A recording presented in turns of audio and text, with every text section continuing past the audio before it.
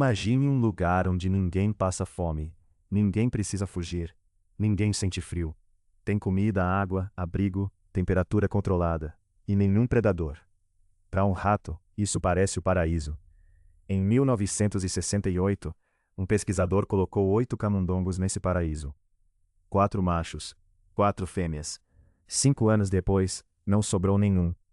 Não porque faltou comida, não porque veio uma doença, não porque uma ameaça entrou. Eles morreram dentro de um mundo feito para mantê-los vivos. O nome do pesquisador era John B. Calhoun. Ele trabalhava no National Institute of Mental Health, nos Estados Unidos. E o experimento ficou conhecido como Universe 25, Universo 25.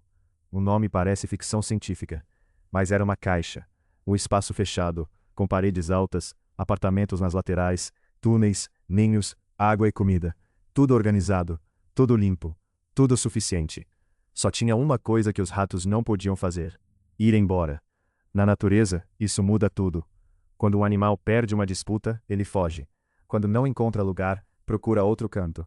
Quando a pressão fica grande, ele desaparece na margem.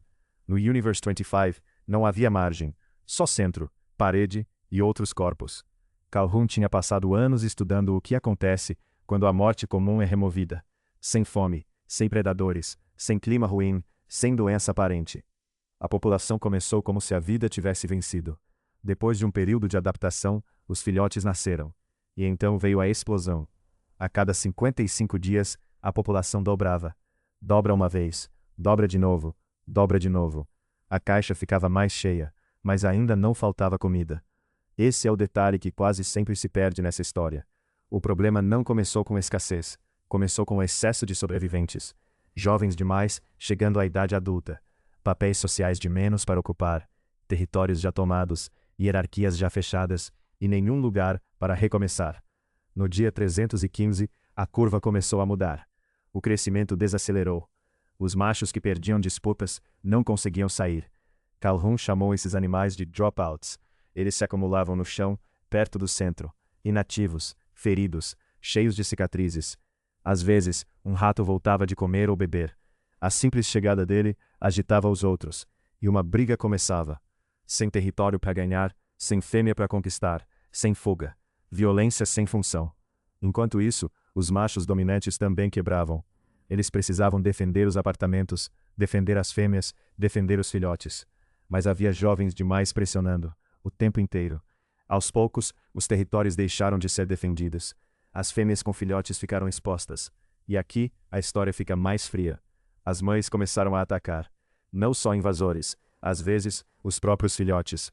Alguns eram expulsos do ninho cedo demais, outros eram abandonados durante mudanças de ninho.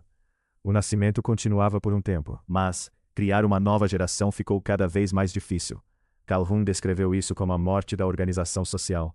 Não a morte dos corpos, ainda.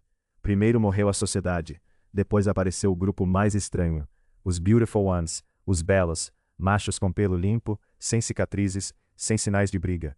Eles comiam, bebiam, dormiam e se limpavam, de novo e de novo e de novo. Mas não cortejavam fêmeas, não disputavam território, não brigavam, não formavam família. Por fora, eram os mais intactos, por dentro do sistema, eram o fim. Calhoun chamou isso de primeira morte. A morte do espírito. A segunda morte era simples. O corpo envelhece, o corpo para, o corpo morre. Mas a primeira morte vinha antes. Era quando o animal ainda respirava, ainda comia, ainda existia. Só não participava mais de nada que mantinha a espécie viva. No dia 560, o crescimento parou. Depois do dia 600, não houve mais filhotes sobrevivendo. Em junho de 1972, restavam 122 animais.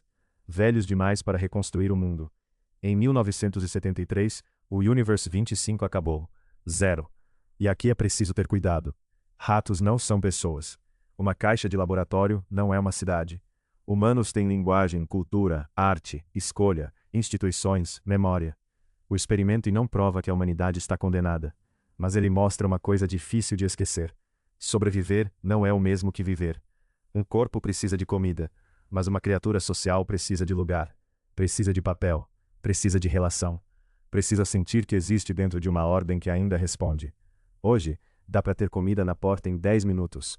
Dá para trabalhar sem sair do quarto. Dá para falar com 1000 pessoas e não tocar em nenhuma. Dá para viver cercado de estímulo e ainda sentir que não há lugar para entrar. Ninguém está dizendo que somos ratos. Esse é o erro fácil. A pergunta é mais simples.